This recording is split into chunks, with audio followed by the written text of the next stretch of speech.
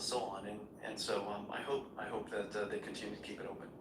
You were just in China a couple of months ago. Do you think they will? What's the likelihood? I don't know. I don't know the source of that news. And there's, of course, all kinds of regulation being discussed, and export control is being discussed on both sides of the ocean.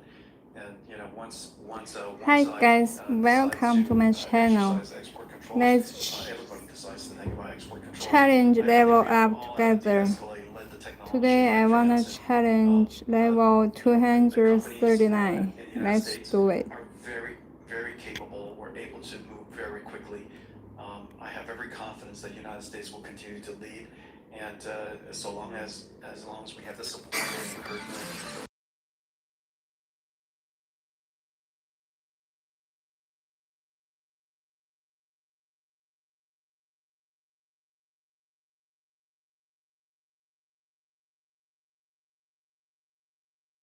Again. We should use closed models because they're great to use. They work incredibly well. Level 239. These are incredibly great services. We should use closed models as much as we can. Rent everything we can. However, the industry still needs open models. Science needs open models. Cybersecurity needs open model because it's safe. It's important for cybersecurity. It's important for national security. It's important for economic security. And so companies need to be able to control some of the IP and some of the data that they have so that they can advance the AI models in a controlled way.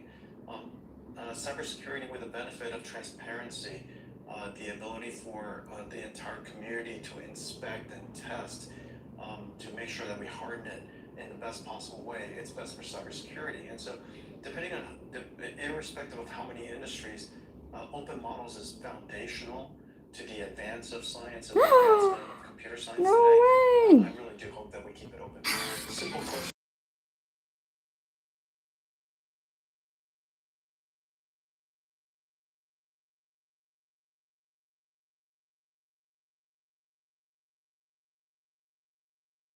Back doors that is somehow connected to China in some way. You download the models. You could fine tune it. You can enhance it. You can guardrail it as you desire. And so Let's try again. Just operate. They operate within what is called a harness, and that harness sits within what is called essentially a sandbox. These sandboxes are secure. These sandboxes keeps privacy and security and access control, and so all of that capability is put into the sandbox. So I think these models are capable models, excellent models, advances the whole industry and advance it. And we want AI to diffuse into the market as quickly as possible. And so open models allows for that. Can intervention by the government ever be a good thing? Of course, regulation is a good thing in many different industries. And you want to regulate applications. You have to be mindful to regulate technology. The raw technology itself is dual use. And so we want to make sure that you regulate how it's used. Maybe you want to regulate the service itself. Maybe you'll regulate how it's used in medicine, how it's used in transportation. You should regulate how AI is used in autonomous vehicles. And so all these different applications of AI should be regulated. However, the technology itself ought to be able to advance as quickly as possible. Strawberries stuck. Adversary in AI. What should the rules of engagement Oh, what I can do now? with an AI adversary? Well, the first thing is to recognize that AI has dual use, and we want to advance it as quickly as possible because the technology, when it's advanced, is more safe, it's more secure because it works better. However, we want to make sure that use another strawberry instead. in all the countries are able to dialogue, cooperate whenever possible, so that we can advance the technology Lemon safely. I think an open dialogue is too. really important, and that should be foundational. Your stock price depends partly on sales to China. Why should we trust what you say about China and the market? Well, we should start with the fact that our China sales is approximately 0%. And I've told all of our investors not to expect any China sales. I have no way to go.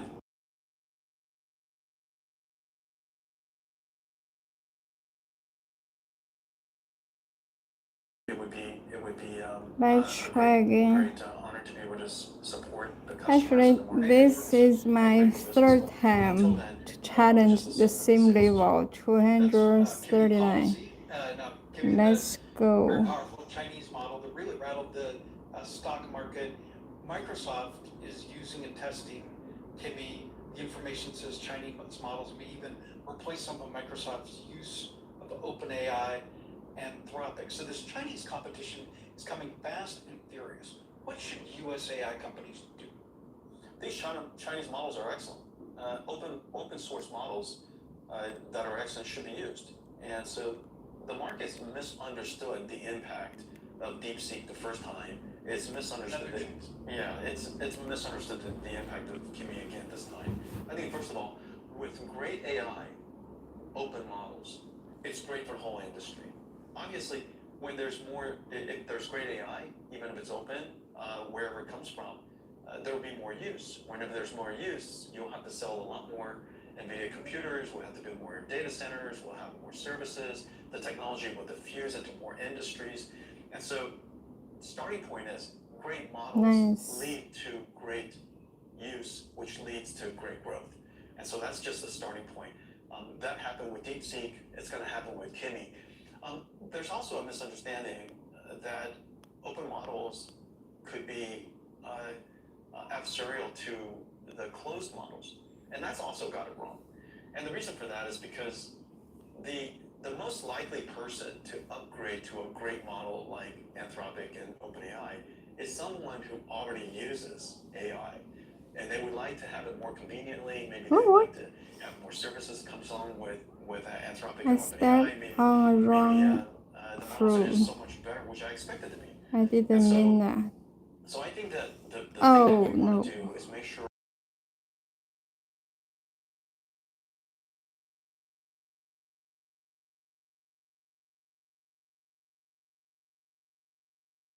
extremely cheap models. Let's try again. To try AI. That's the best thing we can do. Now, NVIDIA has its own open source first model, try. Nemotron. When we were miking up, you were telling me it's at the frontier, not the frontier. Will it become the dominant US open source model? We built it so that companies and industries who, for sovereignty reasons, regulatory reasons, privacy reasons, very specific domain intellectual properties reasons, would like to build their own AI. I advise all of my customers to use OpenAI and Anthropic and use closed models and services as much as they can. Because it's easy, it works incredibly well. And I use it. I use Perplexity and Anthropic and OpenAI, and you use these services as much as you can. You only build your own AI if you must. And it turns out a lot of companies, whether it's financial services or cybersecurity companies, companies like ourselves, we must build our own AI. And so Nemotron is built for companies who need to do that. We don't have to be the frontier, we have to be at the frontier. And how quickly could you push out the big boys or compete with the big boys at the frontier? That's not our goal. You know, our goal is simply if you need to build your own custom models and custom AI, we can be of service to you to help you do that.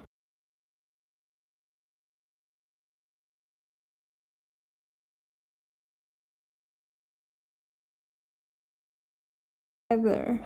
The Opus AI I models. I can't believe it. What's happening? Turns it into an agent and into a thinking, working agent. Okay, anyway, let's try. And so with the right harness, This is my extraordinarily good. fifth, You could adapt it, my fifth time for the challenge. skills that you have Let's in do mind, it. and it could be completely world class. What are the economics for the proprietary labs if open source models, not just Chinese ones, can produce tokens, the intelligence, cheaper? Fantastic. Really, what the world needs is more people who needs AI.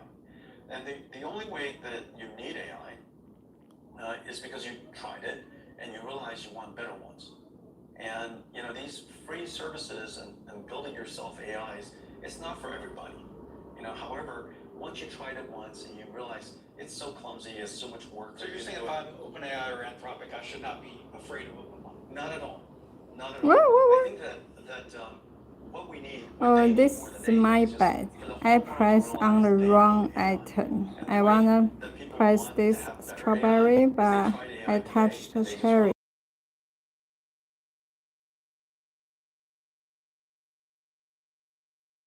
And databases in the cloud. You know that The we sixth could run our own try. search, but what a hassle is it? Let's We do can it. in fact build our own computers. Why don't we just use it in the cloud? There are a lot of things we could do that's more cost effective, but it's in fact more convenient to use it when it's in Anthropic and OpenAI.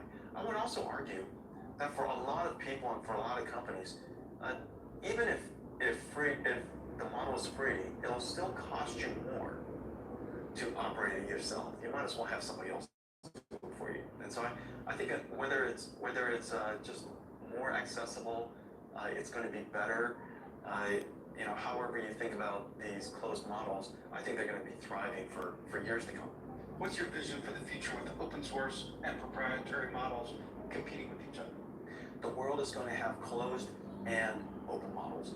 We should use closed models as often as we can, and we should customize and use open models to build our own our own customized AI if we must. And now, of course, the world is large, and for many countries and companies, I made too many mistakes. My bad. Their fundamental intelligence to apply and adopt and rent intelligence from cloud services wherever you can.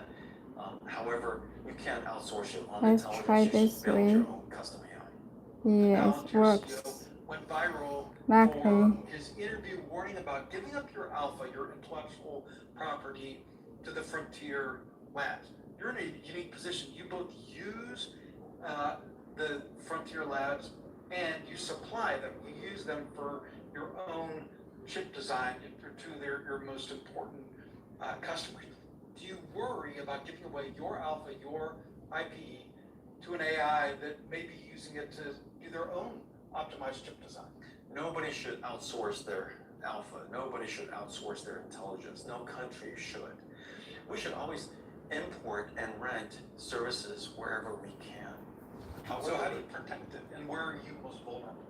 Well, in the areas that are domain specific, proprietary, maybe sovereign, maybe secret, maybe regulated, I need to do it myself. A company or a country need to do it themselves. However, there's a whole lot of things that we do that are not related to that. Maybe it's related to automating marketing, or maybe it's related to automating our legal department, and in all of those different many use cases around the company, it's really about enhancing the productivity of the core company itself. It's not specific domain or intellectual property to the company. In those cases, I would outsource as much as we can. Thank you so much for watching Behind the Curtain. We'll take a quick break to hear from our sponsor, Accenture. I'm very excited about our reinvention story today, which is literally 160 years in the making. The reinvention was trying to bring a What? company into the trends of the future. What? What's the scariest or most Provide. awe-inspiring thing that you This personally have seen situation AI is do? the Where you worst said, holy shit, I can't believe one. this has happened.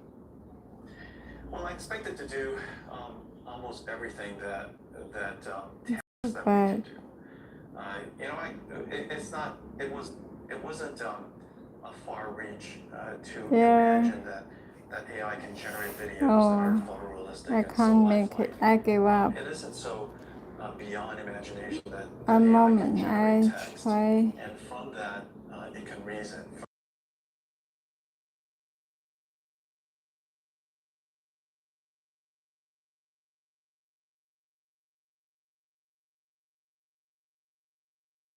Move around and manipulate things, pick up things, and My essentially seventh manufacture challenge. computers. It's not very hard, Those but capabilities I've largely imagined. I think I failed the part 6 that times. Let's the challenge market, the again. industry, society needs to realize is that while we're automating all of these different tasks, it's actually increasing the amount of jobs that the world needs. And it's very sensible to me. While people have said that AI is going to eliminate jobs, that is going to make it so that we don't have to work at all. It's exactly the opposite. And the reason for that is, and I'll just first of all give you the evidence, the number of radiologists in the world is increasing substantially, some 20% I understand. And the reason for that is because the studying of the radiology scans has become completely automated by AI, but as a result, they can see a lot more patients. And because there are so many people who needs care, the number of patients they could now bring to the hospitals has increased dramatically, which results in needing more radiologists. It's the same with paralegals. Apparently, the number of paralegals has increased by some 10%. And the reason for that is, while they're using AI, the number of cases they can see has increased. And there's just so many cases backlogged that now they need a lot more paralegals to be able to see all these different clients. This is happening all over. The number of manufacturing jobs has increased some 50% in the last several years because these computers have to go into these AI data centers, which generate the tokens, the intelligence, and because that's in such great demand, the number of manufacturing jobs has gone up. And so when you think about AI across the whole industry, jobs are being created everywhere. So one more on what blew your hair back. We know that Anthropic's mythos can break into a bank or can break into an intelligence agency. What has surprised you, or what's coming that gives you pause? Well, it surprised me that people were surprised. The fact that an agent can generate code is because it can understand software, it can debug software, and if it can debug software, it can find vulnerabilities in software. And so cybersecurity and finding bugs is not an inconsistent idea. And so the fact that AI can generate and debug software suggests it could also be used for cybersecurity. The flip side of it is equally true. We need to make sure that open models are in the hands of cybersecurity experts around the world. So open models enhances cybersecurity. Open models enhances safety. And the reason for that is because we want massively distributed self-diverse defense. We want to put open models in the hands of cybersecurity experts. That's too bad. So that they could, one, defend themselves, so that they could look for vulnerability, they could share ideas among communities. If everything That's too bad. a single model,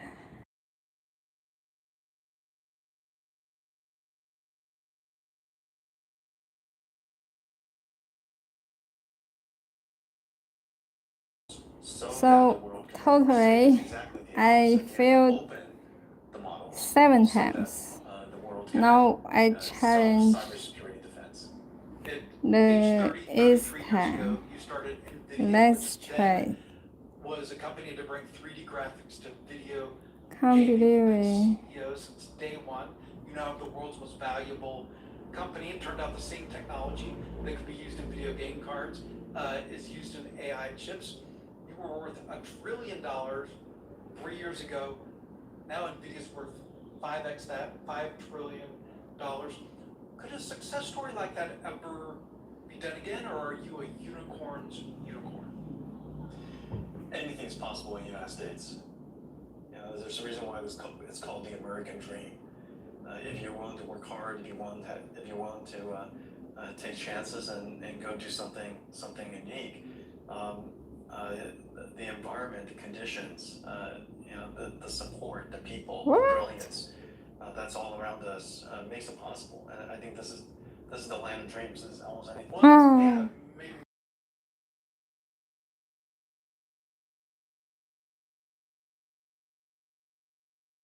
The number of startups that are being created today is growing Okay, extraordinarily let's fast. do In the last 6 next months, time $300 billion challenge. has been invested into venture capital, into startups, just here in the United States. $300 billion. All of that's creating new jobs, new companies. It's incredible. Now, Nvidia is facing the toughest headwinds since the Great Recession close to 20 years ago. You got a market rout, China rising, the US government looking to be more restrictive. Bringing your engineer's mind to the job of the CEO, how do you navigate all that? Well, the world's changing every day, and you just got to stay alert. But I have every confidence that NVIDIA and the United States are going to continue to thrive. The confidence comes from not hope, but confidence comes from the fact that you're surrounded by amazing people. The country fundamentally wants to succeed, and it creates the conditions for entrepreneurs and innovators to do great work. And we're surrounded by amazing brilliance. We have incredible local market. We have just, all the rest.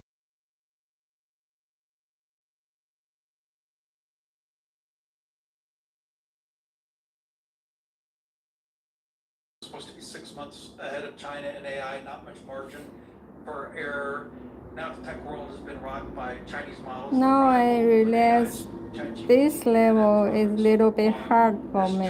I must be extremely careful China has or not, I don't think it matters. on every First single of all, the idea tab. that it's a race with an endpoint, obviously, we're going to continue to use AI forever. United States is going to be here for a long time. China's going to be here for a long time. We have to recognize that China has some of the largest population of science and math students in the world. If they manufacture anything, that's incredible. They manufacture math students incredibly, and so they manufacture more AI researchers than the rest of the world combined. So the fact that China is going to be extraordinary at this is a foregone conclusion, and the idea that we would hold China back is ill-conceived, and it's not going to happen. Nor are they going to hold the United States back. This is an incredibly innovative country. We have brilliant minds from all over the world. They come here because of the American dream. Immigrants, American-born, you name it. I mean, we have great universities, Luckily, great it industry, dropped and so I finally. have every confidence that the United States will continue to thrive.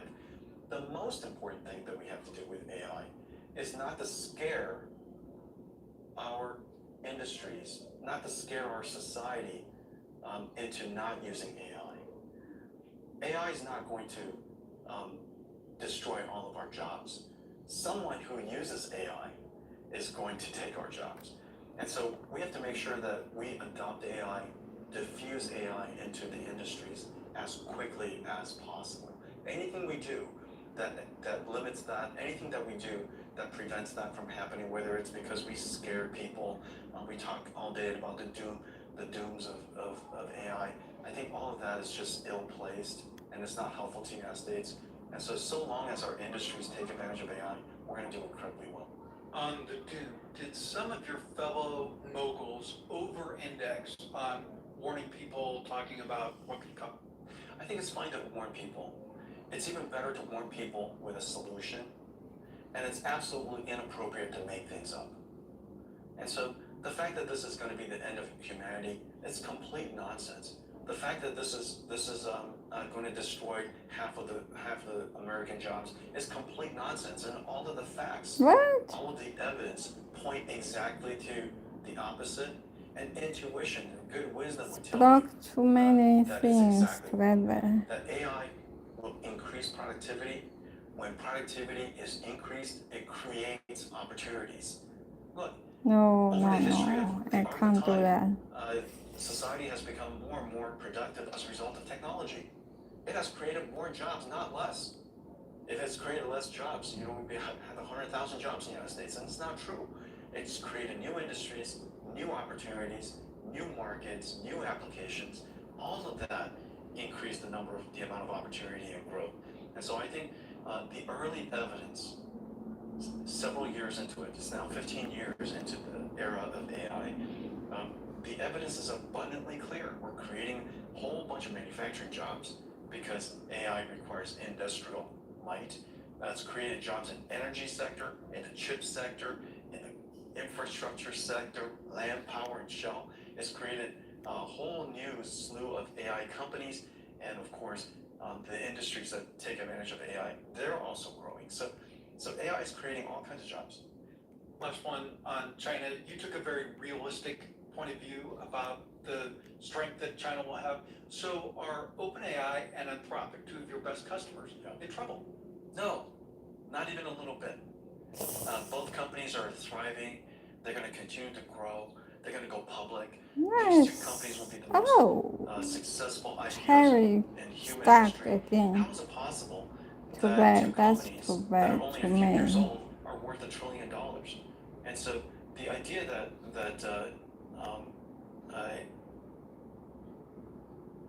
Whatever I can do now. diffused, abundantly free AI being diffused all over industry, all over society, That's too bad. so that if someone would like to have an off-the-shelf, incredibly built service instead of making their own AI, Nice, instead of hosting their own AI, to have that choice. Oh, finally! is gonna be I fantastic. can't believe it. So I think the more AI is used, I tried. the more people.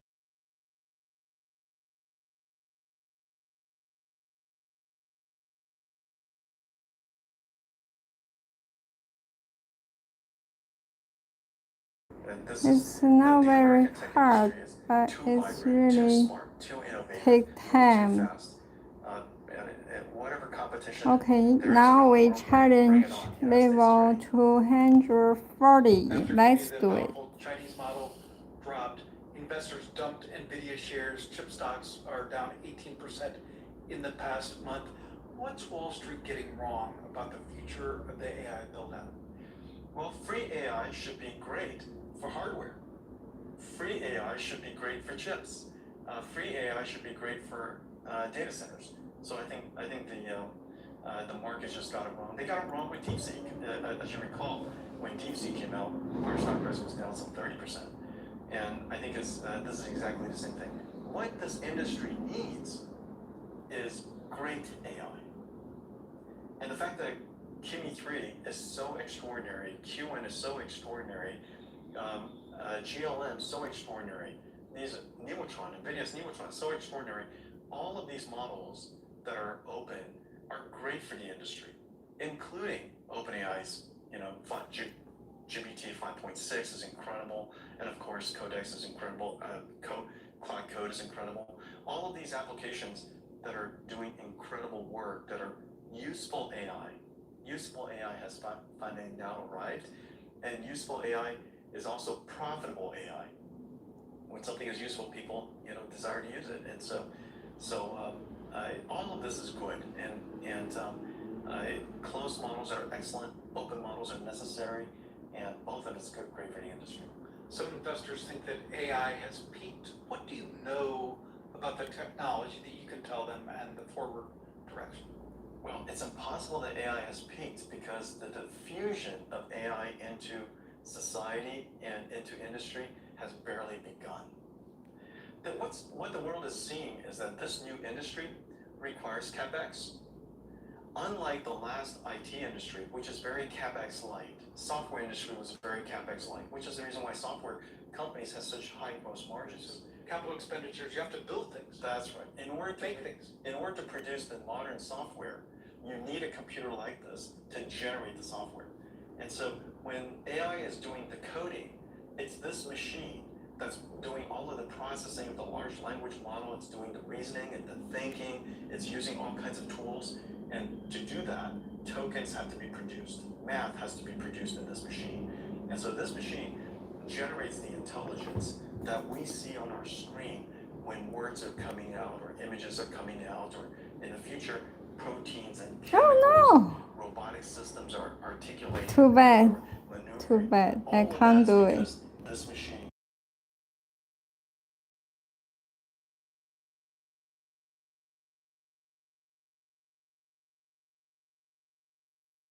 Yes. CapEx heavier. Not CapEx heavy, but CapEx heavier. Most industries today, most intelligence industries today are CapEx light. That's just simply going to change. The second But time. what you get as a result is incredible intelligence, incredible productivity, incredible growth. And so the growth and the profitability and the prosperity that's going to come as a result of intelligence being manufactured is going to more than make up for the CapEx that we're investing in today. We're laying the foundations, building the infrastructure, the largest industrial infrastructure build out in human history, so that we can build the foundation of industries in the future for the next generation. And so this is just the very beginning. Semiconductors, as you have lived, have always been a boom and bust industry, are we due for a bust? No, not for a while. And the reason for that is this time is different because this is not demand driven. This time is different because it's not seasonal, it's not demand driven. Being seasonal demand driven, this is industrially driven, meaning the fundamental technology of computers is changing. We need a whole new layer of infrastructure in the world. We have energy, we have the internet, we have roads, we have railroads. We now need AI, the intelligence layer, built, this infrastructure layer built on top of all of that. And this layer needs chips. You know, I believe we probably need our semiconductor industry to be somewhere between, 5 to 10 times larger than it is. No. It is overwhelming.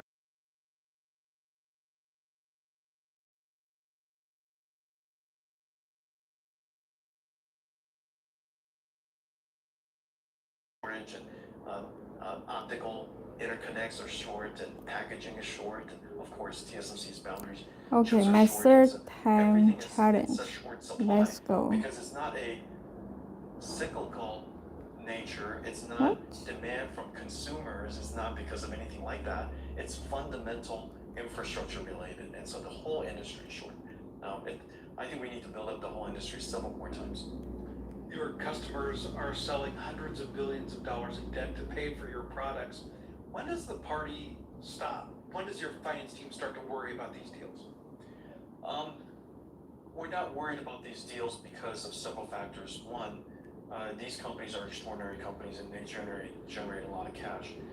What they're all doing, what they all see simultaneously, is that there's a fundamental change in how computing is done. It's a compute platform shift. And so whereas computers used to be all content that was pre-recorded, we wrote it in advance, we recorded it in advance, we took a picture in advance, we wrote a story in advance. In the future, all of that is going to be foundational information that we generate intelligence on top of. Instead of search, you simply ask a query, you have a question, and it gives you answers. And instead of combing through all these different websites, the AI will generate the answer for you. So this future is a whole new way of doing computing that's fundamentally different than the past, and we need a lot more computers. Now, the reason why a couple of years ago, some of the concerns were, when is What? the ROI coming? What?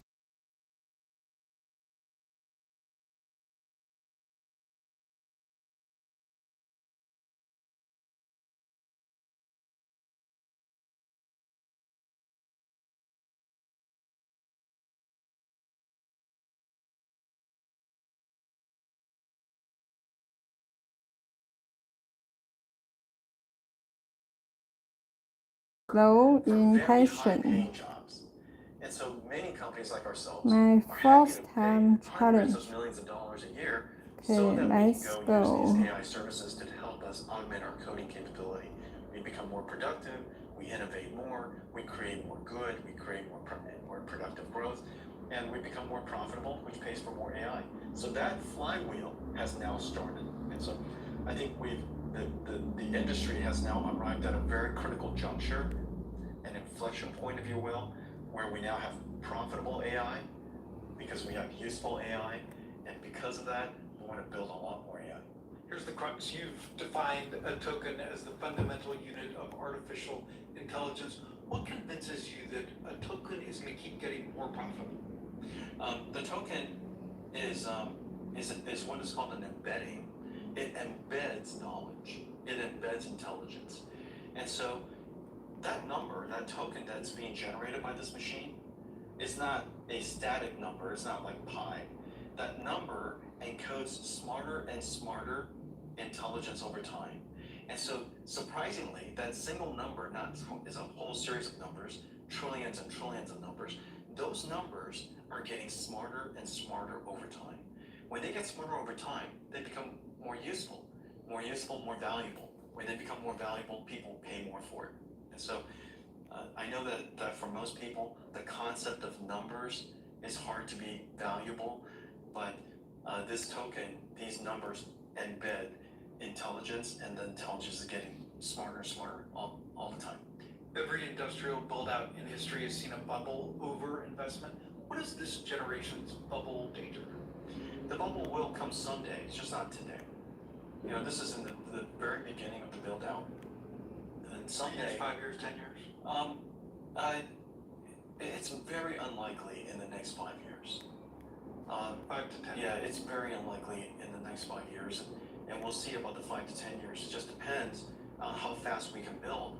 Now, the challenge, of course, is that the rate at which we can build the infrastructure is limited by physical things. Today, the industry could build faster. It could run faster, but we don't have enough chips. We don't have enough memory. We don't have enough land, power. We don't have enough construction workers to build the data centers. We basically are constrained in every single direction, in every single way. That constraint is good. That constraint is what holds the system back, so that it gives us plenty of time to go build out these infrastructure. And so, you know, on the one hand, there's a great Yes, desire I to did invest in it. CapEx.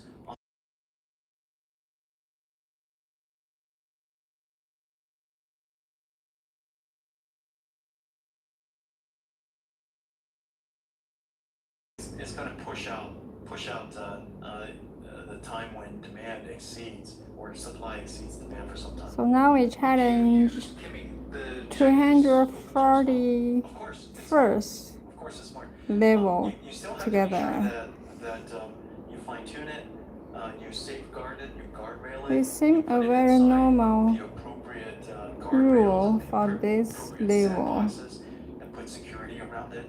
Give it access control, just like all software. You know, we download software from open source all the time. Open source is, well, one of the most important pieces of software in history is called the operating system. It controls the computer. It literally, operating system controls humanity today. It's the control fabric around the whole world's digital systems. It is open source, it's based on Linux. It has the opportunity for millions and millions of people to study it, to interrogate it, to test it, to make sure that it's hardened. As a result, we can trust it.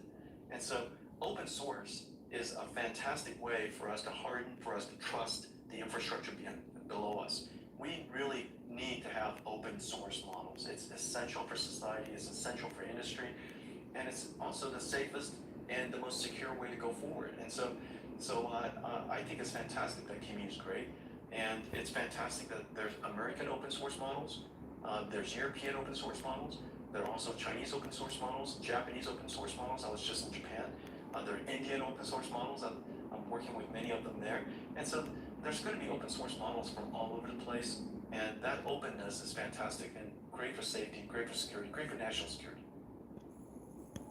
You're arguably the most beloved AI CEO. People line up for your autograph when you're in Asia. Paparazzi follows your car. People want you to sign their clothing. Why is the view of AI so different in Asia than here? I think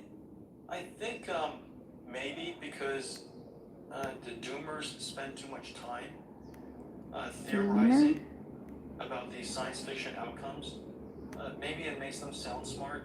And are you talking about some AI CEOs? Well, you know, I think leaders ought to be thoughtful about doing this. Listen, if you want to warn the world about the incredible capabilities of this technology, I think it's been achieved. We should dedicate our time, and of course, how do we make the technology safe? That's our responsibility as the technology leaders.